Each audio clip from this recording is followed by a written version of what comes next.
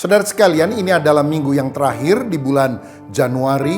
Dan kalau saudara merasakan kasih dan kebaikan Tuhan sepanjang tahun yang lalu dan ingin memberikan persembahan syukur karena penyertaan Tuhan, maka masih diberikan kesempatan untuk kita bisa memberikan persembahan buah sulung melalui amplop yang tersedia, atau lebih mudah saudara bisa mentransfer ke nomor rekening yang tertera. Doa saya, berkat Tuhan selalu melimpah di dalam kehidupan kita. Amin. Kepada seluruh pelayan GBI Battle, Anda diwajibkan mengikuti konser doa sekaligus mendapat arahan dari Bapak Gembala, Pendeta Dr. Rubin Adi Abraham, pada Kamis 4 Februari jam 7.30 malam melalui aplikasi Zoom. ID meeting akan diberitahukan via WhatsApp.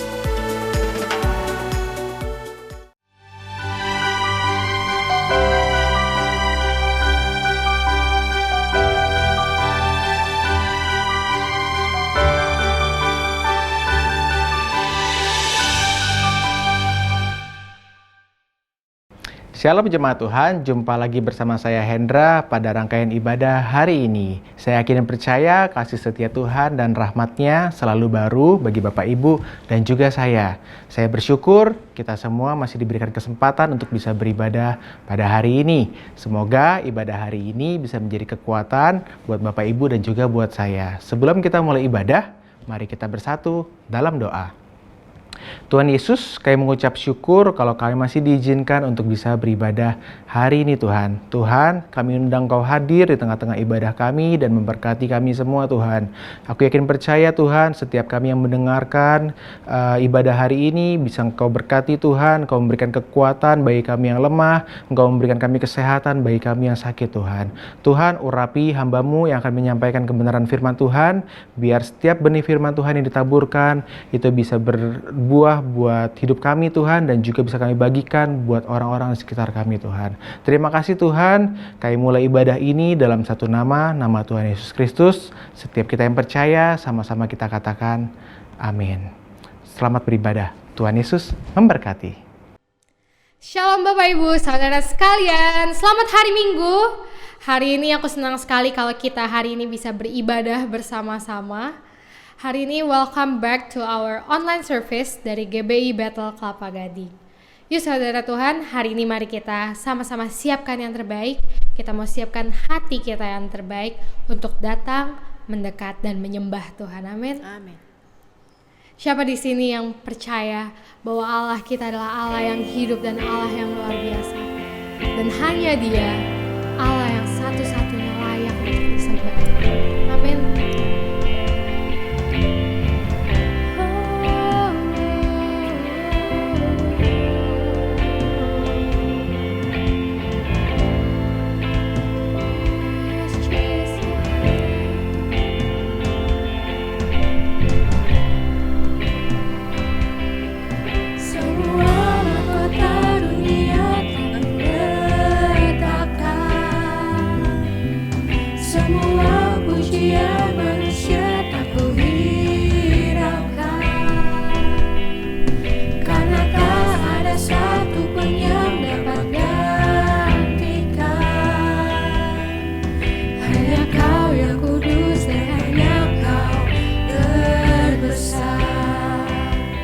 Kau yang layak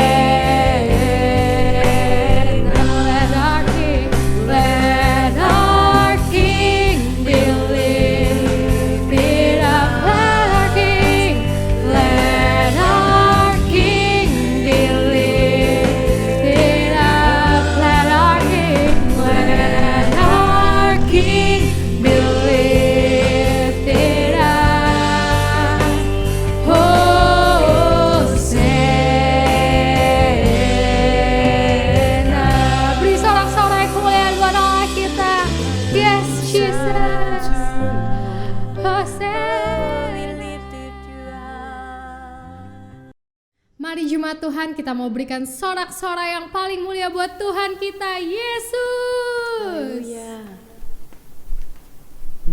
Yesus ajaib, Tuhanku ajaib, kasih-Nya ajaib bagiku. Katakan, Yesus ajaib, Tuhanku ajaib, rahmat-Nya tetap selamanya. Tak berubah kasih-Nya, setiap hari bertambah indahnya. Sampai bumi berlalu dan habislah namaku, Yesusku ajaib bagiku.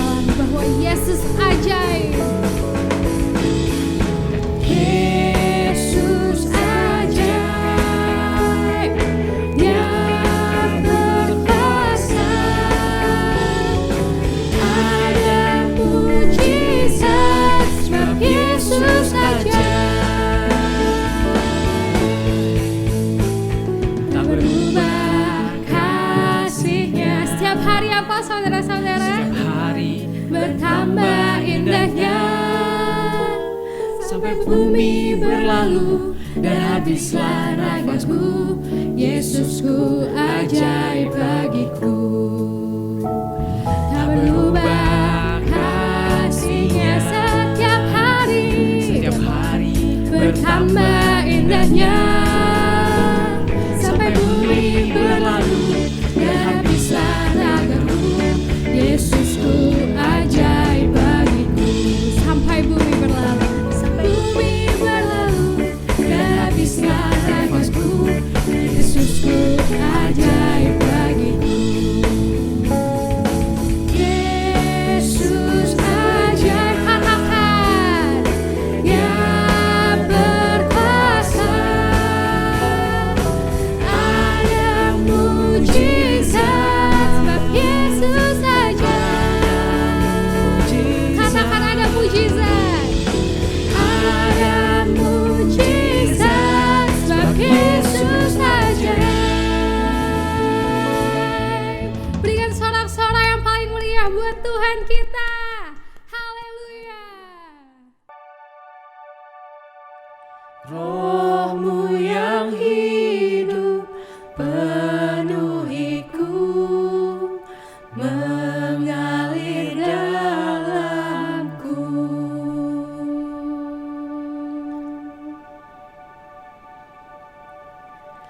Jiwaku tenang bersamamu dalam naungan-Mu.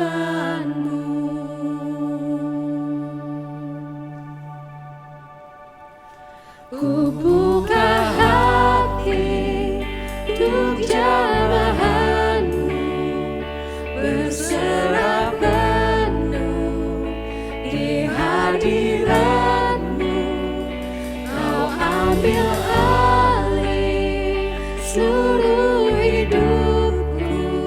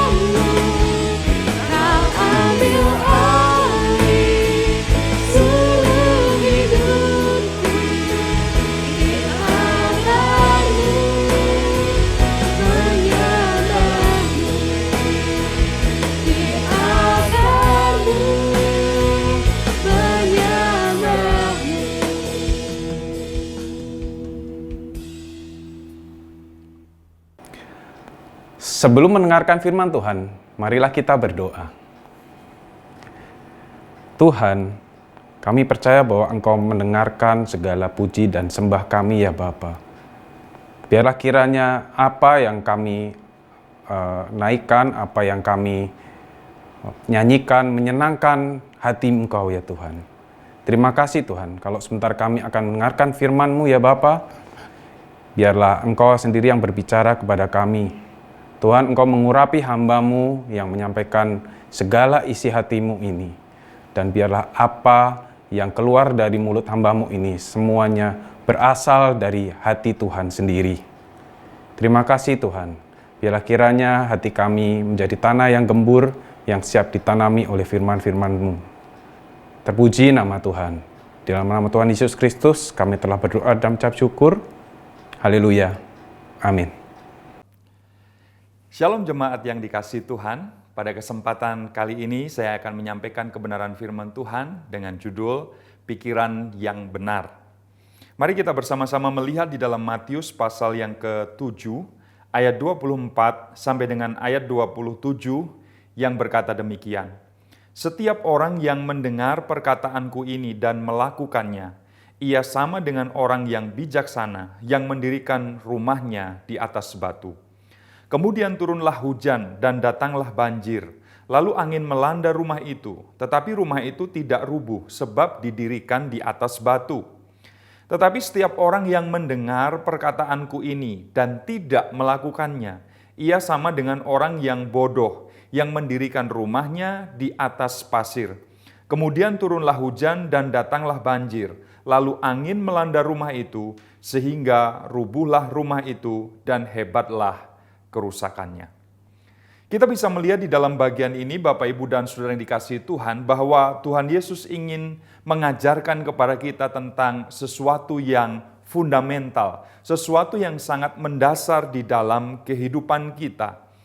Kalau kita lihat di dalam pribadi kita atau di dalam hidup kita ini terdiri dari pikiran kita, terdiri dari sikap kita, lalu juga terdiri dari tindakan kita. Apa yang kita pikirkan akan sangat mempengaruhi sikap hidup kita, dan kemudian dari situ akan lahir tindakan-tindakan yang kemudian kita lakukan.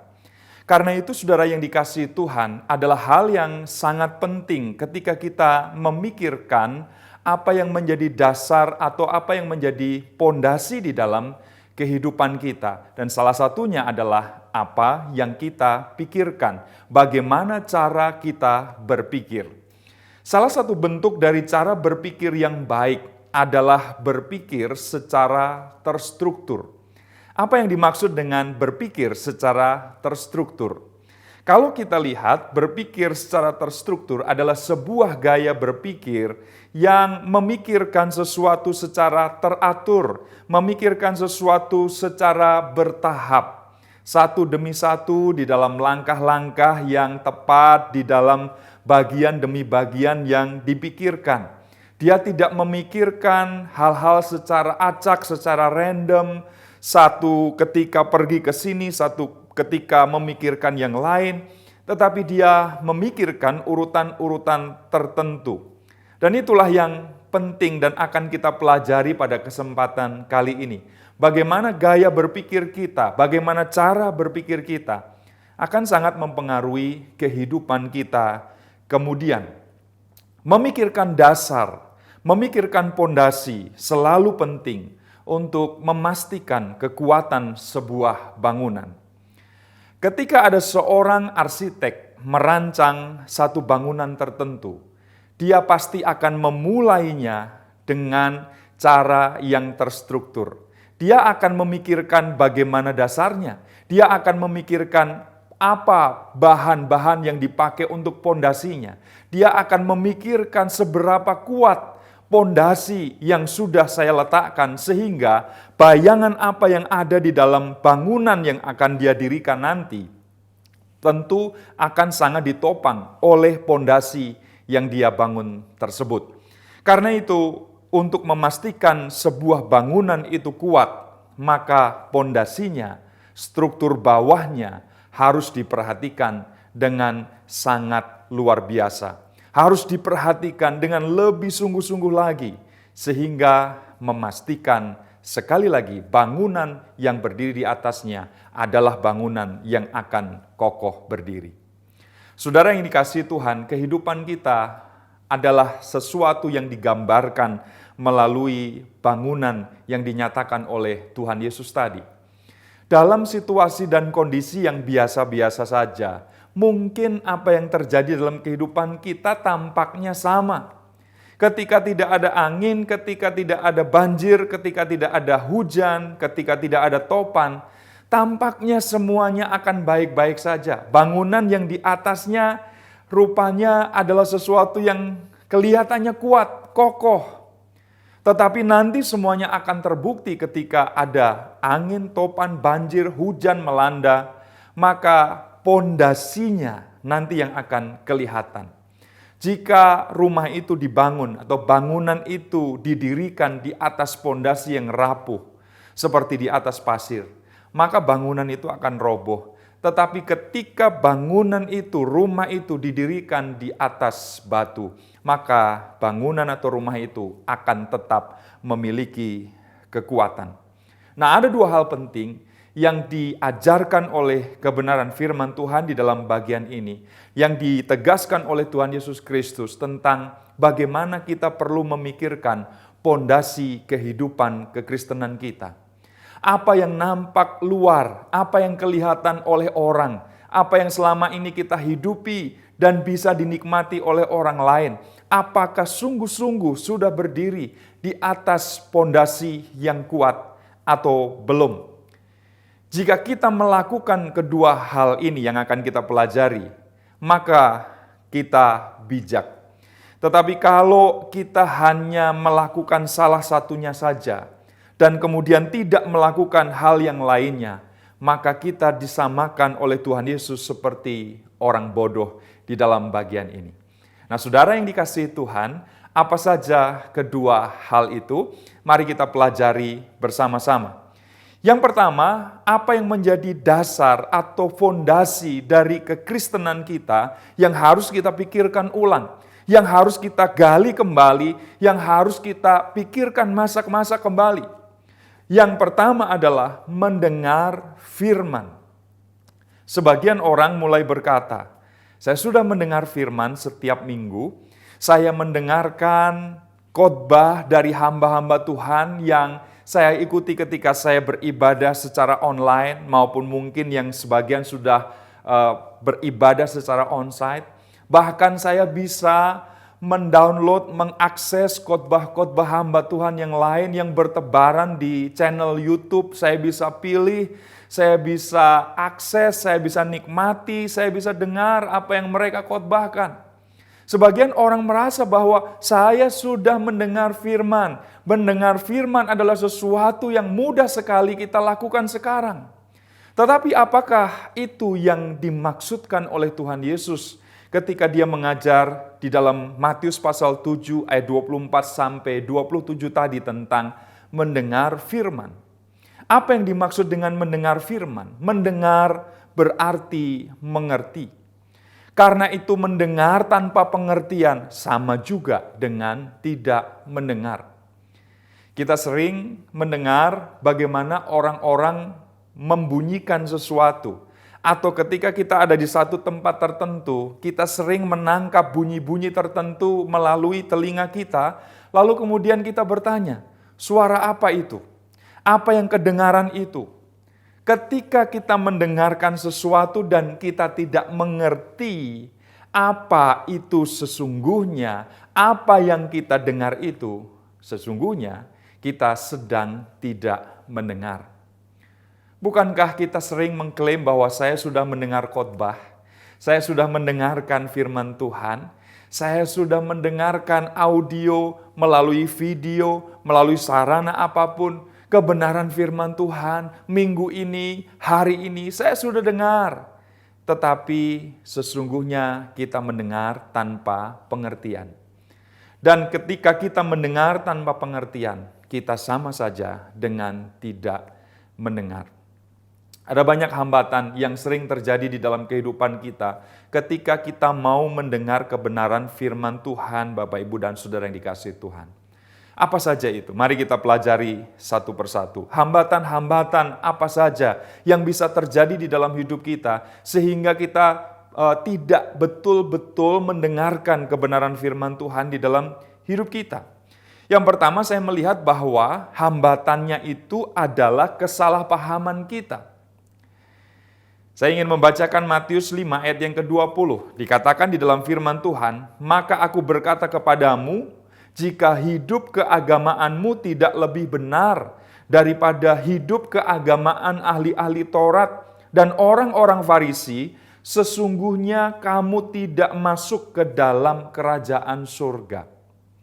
Saudara, ada kata penting di sini, hidup keagamaan, lalu kemudian lebih benar.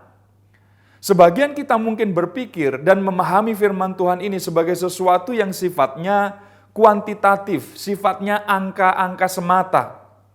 Padahal sesungguhnya Tuhan Yesus sedang ingin menjelaskan di dalam bagian ini tentang sebuah kualitas kehidupan.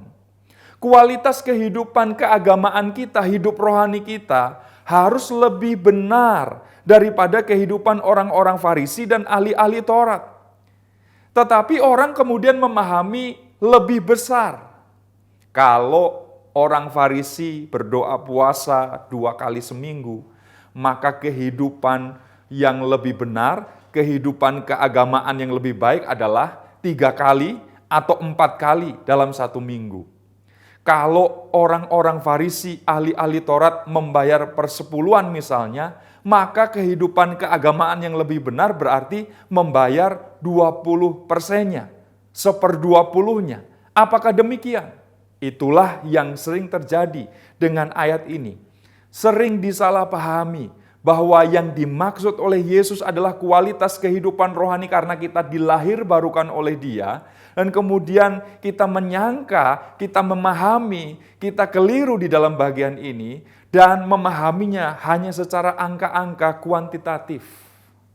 Saudara yang dikasihi Tuhan, kalau kita mendengar firman, membaca firman, lalu kemudian kita salah paham, sesungguhnya kita tidak sedang mendengar, kita tidak sedang memahami firman itu. Dan betapa bahayanya kita salah memahami kebenaran firman Tuhan, karena apa yang masuk itu akan mempengaruhi sikap kita, lalu kemudian tingkah laku atau tindakan kita bisa juga keliru. Contoh lain kita bisa lihat di dalam Yohanes 12 ayat 32. Yesus berkata, "Dan aku, apabila aku ditinggikan dari bumi, aku akan menarik semua orang datang kepadaku." Sebagian orang menganggap bahwa aku ditinggikan di dalam teks ini berbicara tentang bagaimana Yesus dipuji, disembah, ditinggikan dengan praise and worship, dengan pujian dan penyembahan. Sehingga ketika pujian dan penyembahan dinaikkan kepada Tuhan, secara otomatis orang-orang kemudian akan ditarik kepadanya. Sehingga kemudian kita tidak perlu melakukan upaya-upaya memberitakan Injil, karena dengan meninggikan Dia, maka orang-orang secara otomatis sudah datang kepadanya. Apakah benar demikian yang dimaksud oleh Tuhan Yesus? Yesus sedang berbicara tentang bagaimana Dia harus disalib di dalam bagian ini. Dan ketika Dia disalib, ditinggikan di atas bumi, maka kemudian di sanalah Dia mengerjakan pekerjaan keselamatan bagi umat berdosa, bagi orang-orang yang belum percaya. Sehingga dari salib itulah kemudian akan muncul pangkal keselamatan, akan timbul jalan keselamatan bagi setiap orang. Dan ketika orang percaya kepada karya salib Kristus itu, orang-orang datang kepadanya dan menjadi percaya, menerima Dia. Di sanalah kemudian orang-orang akan diselamatkan. Saya tidak berkata bahwa pujian dan penyembahan tidak penting. Itu sangat penting, ditekankan di dalam Alkitab. Tetapi ada banyak kali kita memahami satu teks, satu nats, satu bagian di dalam firman Tuhan secara keliru. Karena itu mari kita lebih sungguh lagi belajar merenungkan firman Tuhan, bergantung kepada kuasa Roh Kudus untuk menerangi batin kita, untuk memberikan kepada kita pemahaman-pemahaman yang benar, sehingga akhirnya sikap kita pun diperbaiki, dan demikian pula dengan tindakan kita. Karena itu Bapak, Ibu, dan Saudara yang dikasihi Tuhan, jangan sampai kita menjadi orang-orang yang salah memahami Alkitab. Karena itu adalah hambatan bagi kita untuk mendengar kebenaran firman Tuhan di dalam hidup kita.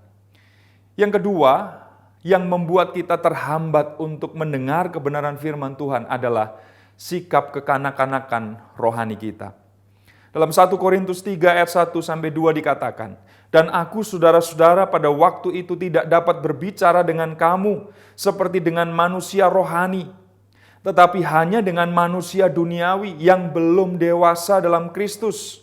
Susulah yang kuberikan kepadamu bukanlah makanan keras, sebab kamu belum dapat menerimanya." Jemaat di Korintus belum dapat menerima bagian-bagian yang lebih keras, bagian-bagian yang merupakan perintah, bagian-bagian firman Tuhan yang berat di dalam kehidupan mereka, karena posisi mereka sebagai kanak-kanak rohani. Orang yang kanak-kanak rohani biasanya memilih-milih, memilah mana firman Tuhan yang pas buat saya, yang cocok buat saya, yang enak buat saya. Kalau firman Tuhan itu berupa janji berkat, kalau firman Tuhan itu berupa janji kesembuhan, kalau firman Tuhan itu berupa perlindungan Tuhan, maka kemudian dia akan menerimanya dengan gembira. Maka kemudian dia akan mengaminkannya dengan sangat keras.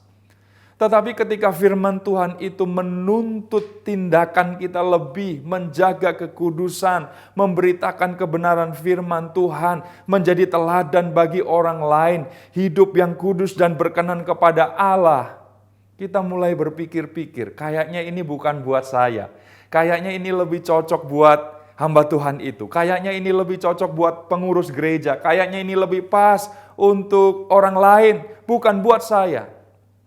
Bukankah ini adalah sebuah sikap kekanak-kanakan rohani di dalam kehidupan kita? Dan kalau kita masih terus berada di dalam situasi itu, kita akan sulit untuk mendengar kebenaran firman, menerima kebenaran firman yang lainnya, yang keras, yang justru akan menguatkan kehidupan rohani kita. Karena itu mari kita beranjak, mari kita beralih dari kekanak-kanakan rohani menjadi orang-orang yang dewasa secara rohani. Yang ketiga, apa yang menghambat kita mendengar kebenaran firman Tuhan? Keduniawian.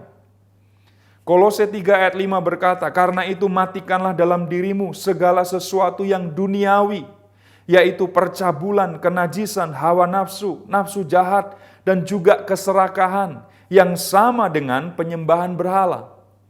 Paulus mengingatkan kepada jemaat di sini agar mematikan di dalam diri mereka segala sesuatu yang duniawi. Sebab hal-hal duniawi yang sama dengan penyembahan berhala itu akan menggeser orang dari kebenaran. Dan kemudian mereka melakukan hal-hal yang tidak sesuai, tidak selaras dengan kebenaran firman Tuhan. Karena itu orang yang hidup duniawi sulit menerima hal-hal yang rohani sifatnya yang berasal dari kebenaran firman Tuhan. Karena akan sangat bertentangan dengan percabulan yang mereka lakukan. Percabulan sebagai sesuatu yang duniawi ini akan sangat kontras atau berlawanan dengan apa yang dituntut oleh kebenaran firman Tuhan yang mengatakan, "Kuduslah kamu sebab aku kudus." Kenajisan adalah sesuatu yang tidak matching dengan sifat Allah yang sempurna, yang suci, yang tanpa cacat celah, yang kemudian kita juga harus melakukannya. Hal-hal duniawi yang lain adalah hawa nafsu, kemudian nafsu jahat, keserakahan, hal-hal yang sama sekali bertentangan dengan kebenaran firman Tuhan.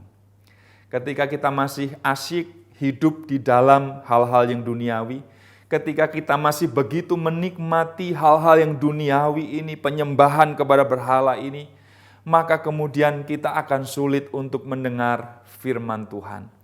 Kita bisa mendengar kalau kita menyingkirkan semuanya, Kalau kita mematikan hal-hal yang duniawi itu, kalau kita mencabut dan membuangnya dari dalam kehidupan kita. Karena itu saudara yang dikasihi Tuhan, kalau kita mau mendengar firman Tuhan, jangan sampai kita terhalang oleh hal-hal duniawi yang masih kita nikmati di dalam kehidupan kita. Yang keempat, apa yang membuat kita sulit untuk mendengar firman Tuhan? Kebebalan hati kita. Dalam Mazmur 53 ayat yang kedua dinyatakan, orang bebal berkata dalam hatinya, tidak ada Allah. Busuk dan jijik kecurangan mereka, tidak ada yang berbuat baik. Saudara yang dikasihi Tuhan, kalau orang sudah bebal, maka ketika ada kebenaran yang dinyatakan kepadanya, pasti akan dia tolak. Kalau orang sudah merasa bahwa dirinya sendiri benar, maka ketika kebenaran itu disampaikan kepadanya, pasti akan kemudian ditolaknya. Saya sudah tahu, saya sudah mengerti, semuanya itu sudah saya miliki di dalam kehidupan saya. Itulah sebabnya Tuhan Yesus pernah mengingatkan kepada murid-muridnya, jangan memberikan mutiara kepada babi, jangan memberikan hal-hal yang berharga kepada orang-orang yang bebal, kepada orang-orang yang merasa dirinya benar, kepada orang-orang yang merasa dirinya paling suci. Karena semuanya itu akan ditolaknya mentah-mentah. Bahkan orang bebal berkata di dalam hatinya, tidak ada Allah. Kalau Allah saja sudah tidak ada di dalam kehidupan mereka, di dalam benak mereka, di dalam pikiran mereka, apalagi firman Tuhan, perkataan Tuhan, perintah Tuhan, janji Tuhan. Mereka akan bilang semuanya itu omong kosong. Jangan sampai kita termasuk ke dalam orang-orang yang diperhitungkan sebagai orang bebal, yang sudah tidak mau lagi mendengar, yang sudah tidak mau lagi menerima kebenaran firman itu di dalam kehidupan kita. Ada ungkapan berkata, masuk telinga kanan, keluar telinga kiri. Masih lumayan sudah bisa lewat. Tetapi orang bebal adalah mau masuk telinga kanan atau mau masuk telinga kiri saja, sudah tidak bisa. Karena mental gak mau didengar lagi. Jangan sampai kita menjadi orang-orang yang bebal di dalam kehidupan kita. Mari kita menjadi orang-orang yang betul-betul memahami kebenaran firman Tuhan di dalam hidup kita. Sehingga bagian terbaik firman kebenaran, firman Tuhan, selalu kita simpan, kita terima di dalam kehidupan kita. Hal yang kedua yang diajarkan Matius pasal 7 ayat 24 sampai 27 itu adalah melakukan firman Tuhan. Yang pertama mendengarkan firman Tuhan dan kemudian yang kedua adalah melakukan firman Tuhan. Ada orang yang berkata bahwa saya sudah mengetahui segala sesuatu tentang seluk-beluk kebenaran firman Tuhan. Tetapi bukan itu yang paling penting. Yesus menegaskan bahwa yang paling penting adalah mendengarkan dan kemudian melakukannya.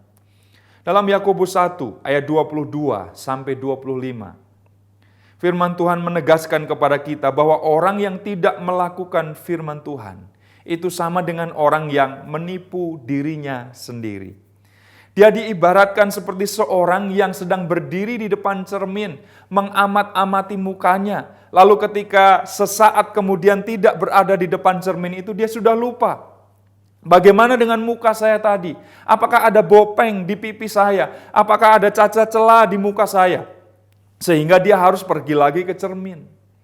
Tetapi orang yang mendengar dan melakukan firman Tuhan, menurut janji Yakobus 1 ayat 25, mereka akan berbahagia di dalam perbuatannya. Karena itu saudara yang dikasihi Tuhan, jangan hanya puas dengan mendengar firman. Jangan hanya puas dengan mendengar banyaknya hamba Tuhan di kanal YouTube yang menyampaikan firman Tuhan dengan sangat baik, dengan luar biasa eksposisinya, dengan khotbah-khotbah yang powerful. Tetapi apakah kemudian kita sudah melakukan apa yang kita dengar itu atau belum? Karena orang yang melakukan firman Tuhan akan berbahagia di dalam apa yang diperbuatnya itu. Bagaimana bisa saya melakukan firman Tuhan? Ada beberapa langkah praktis yang bisa kita lakukan. Yang pertama, apa yang ayat ini, nats ini, atau bagian ini ajarkan kepada saya untuk saya pikirkan. Jadi ketika kita membaca firman, merenungkan firman Tuhan, mari kita bertanya, apa yang ayat ini ajarkan tentang apa yang harus saya pikirkan. Saya harus memikirkan apa tentang Allah. Allah yang mengasihi saya, Allah yang menyuruh saya untuk melakukan sesuatu. Apa yang harus saya pikirkan tentang sesama? Bagaimana saya harus memikirkan diri saya sendiri? Apakah diri saya ini adalah orang yang sudah selaras dengan kebenaran firman atau belum? Apakah saya sudah memikirkan yang baik kepada sesama atau belum? Apa yang saya pikirkan melalui perenungan kebenaran firman pada kesempatan ini? Yang kedua, apa yang ayat ini ajarkan soal sikap hidup saya? Apa sikap yang harus saya ubah tentang Allah? Mungkin selama ini saya memberontak kepada Allah. Saya tidak takut kepada Tuhan. Tapi ketika membaca kebenaran firman Tuhan, kita disadarkan, saya harus hidup takut akan Allah. Bagaimana sikap hidup saya kepada sesama saya? Apa yang menjadi anggapan saya terhadap mereka? Lalu kemudian juga sikap saya tentang diri saya sendiri. Mungkin selama ini saya masih merasa bahwa diri saya adalah orang yang tidak ada cacat celahnya. Lalu kemudian saya menjadi sombong, angkuh, tinggi hati, congkak. Tapi ketika kita membaca firman Tuhan, sikap kita itu diperbaharui. Apa yang menjadi sikap kita terhadap diri kita sendiri? Dan yang ketiga, sesudah apa yang kita pikirkan, sesudah apa sikap kita, adalah apa yang kita kerjakan. Apa yang firman Tuhan ajarkan kepada saya hari ini untuk saya lakukan, untuk saya kerjakan bagi Allah. Apakah yang harus saya kerjakan bagi sesama? Apakah yang harus saya kerjakan untuk diri saya sendiri? Mari kita lakukan mulai dari hal-hal yang kecil di dalam kehidupan kita yang bisa kita kerjakan. Dan ketika kita melakukannya secara teratur, secara terstruktur, secara kontinu, secara terus-menerus di dalam kehidupan kita, maka kita akan menjadi orang-orang yang bertumbuh secara rohani di dalam Kristus. Agar hidup kita tidak roboh, agar hidup kekristenan kita tidak hebat kerusakannya, karena dilanda hujan, angin, banjir, badai kehidupan. Mari kita melakukan kedua hal tersebut. Mari kita mendengar firman. Mari kita memperbaiki pola perenungan kita akan firman Tuhan. Mari kita dengarkan sungguh-sungguh ketika ada seseorang yang sedang menyampaikan firman Tuhan. Mari kita simpan, simak, perhatikan betul-betul kebenaran firman Tuhan di dalam kehidupan kita. Dan kemudian jangan puas dan berhenti di situ. Tapi mari kita lakukan dari bagian-bagian yang paling kecil sekali lagi yang bisa kita kerjakan. Mari kita tanyakan, apa yang harus saya lakukan? Apa yang harus saya pikirkan? Sikap apa yang harus saya ubah di dalam kehidupan saya? Kalau kita memikirkan struktur bangunan kekristenan kita ini secara lebih mendalam, saya percaya pandemi, krisis, kehidupan apapun, hal-hal apapun, tantangan apapun yang akan terjadi di depan kita, tidak akan pernah meruntuhkan bangunan kekristenan kita. Karena kita berdiri di atas batu karang yang teguh, yaitu mendengar firman dan kemudian melakukan firman di dalam kehidupan kita. Kiranya firman Tuhan menjadi berkat bagi setiap kita yang mendengarkannya, dan mari kita menyimpan di dalam hati kita, meminta Tuhan memeteraikannya bagi kita. Dan selanjutnya, mari kita bersemangat, bergairah untuk melakukannya di dalam kehidupan kita setiap hari.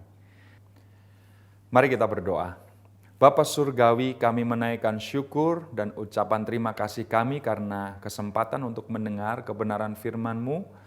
Tuhan, mampukanlah setiap kami untuk memahami, mengerti kebenaran-Mu lebih dalam lagi dari hari ke hari ya Tuhan. Kami mendengar ada banyak pengajaran, ada banyak teori, ada banyak doktrin-doktrin yang kami bisa dengar dari manapun itu. Tetapi kami mau ya Tuhan supaya Roh Kudus-Mu lah yang menuntun kami kepada kebenaran-Mu.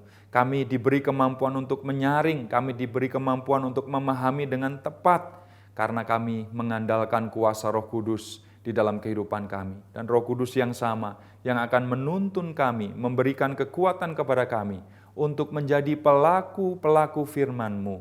Dan kami percaya Tuhanlah yang akan terus mendewasakan kami. Sehingga dengan demikian, di tengah-tengah banjir, topan, badai kehidupan yang berat seperti apapun, seperti yang sedang kami hadapi hari-hari ini, kami akan tetap berdiri teguh, menjadi orang-orang percaya yang mengikut Engkau, sampai Maranatha, sampai Tuhan datang, sampai Tuhan menjemput setiap kami. Teguhkan firman-Mu, meteraikan di dalam hidup kami, dalam nama Tuhan Yesus Kristus, kami berdoa dan bersyukur. Amin. Tuhan memberkati Bapak, Ibu, dan Saudara sekalian. Puji Tuhan, kita semua yang mengikuti ibadah hari ini pasti mengalami kekuatan dari Tuhan. Dan kiranya firman yang sudah kita dengar berdampak bagi pertumbuhan rohani kita. Bagi jemaat yang terbeban memberikan persembahan, silakan persembahan itu dapat ditransfer melalui nomor rekening ataupun barcode yang tertulis di bawah ini. Mari saudara sekalian, kita akan akhiri ibadah ini dan kita bersama-sama akan menutupnya di dalam doa. Mari kita berdoa. Kami mengucap syukur Tuhan buat hari ini di mana kami sudah menyelesaikan ibadah dari awal, pertengahan, dan akhirnya. Mari Tuhan kiranya Roh Kudus senantiasa terus memberikan kekuatan bagi setiap jemaat Tuhan di rumah masing-masing, dan kami percaya bahwa karya keselamatan, karya anugerah, bahkan kebaikan Tuhan selalu terjadi dalam kehidupan kami. Terima kasih Tuhan, Engkau memberkati setiap jemaat yang memberikan persembahan, Engkau menggantikannya dengan berlipat kali ganda. Dengan situasi seperti ini, hamba-Mu tetap memohon belas kasihan Tuhan, kiranya Engkau turunkan berkat yang luar biasa bagi setiap jemaat-Mu yang sudah memberikan maupun yang belum sempat memberikan persembahan. Terima kasih Tuhan, dan kami percaya bahwa pernyataan Tuhan pasti sempurna adanya bagi kami semua. Hamba-Mu berdoa juga buat situasi pandemi saat ini Tuhan, berikan hikmat akal budi bagi pemerintahan Jokowi berserta dengan jajarannya, buat aparat dokter medis semuanya Tuhan, Engkau berikan kekuatan ketika mereka bekerja, jerih lelah mereka Engkau berikan kekuatan yang baru, dan kalau mulai akan disebarkan vaksin ke seluruh pelosok tanah air, Engkau juga memimpinnya ya Bapa, dan bila dengan melalui vaksin ini maka kesehatan seluruh rakyat Indonesia bisa kembali pulih dan pandemi COVID-19 bisa berlalu di dalam nama Tuhan Yesus Kristus. Terima kasih Tuhan. Hamba-Mu juga berdoa buat tim gembala kami, berikan kekuatan, kesehatan bagi keluarga dalam pelayanannya, buat Om Julius, buat Pak Swito, dan buat Pak Rubin. Berikan hikmat akal budi dimanapun mereka berada Bapak, dan tetap mereka menjadi kepanjangan tangan Tuhan dan nama Tuhan dipermuliakan. Terima kasih Tuhan, terima kasih. Dan pada akhirnya kami mengangkat tangan bersama-sama untuk menerima berkat daripada Tuhan.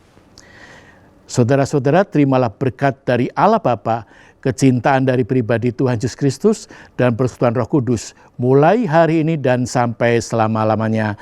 Mari semua jemaat katakan amin. Puji Tuhan. Dengan demikian selesai sudah ibadah hari ini. Tuhan Yesus memberkati. Untuk mengakhiri ibadah kita pada hari ini, kita mau sama-sama angkat pujian kita. Segala pujian syukur bagimu, Kau hadir dalam hidupku. Kini ku datang sujud di hadapan-Mu, memuji-Mu, menyembah-Mu. Yesus, ku menyembah-Mu. Yesus, ku menyembah-Mu. Yesus, ku menyembah-Mu.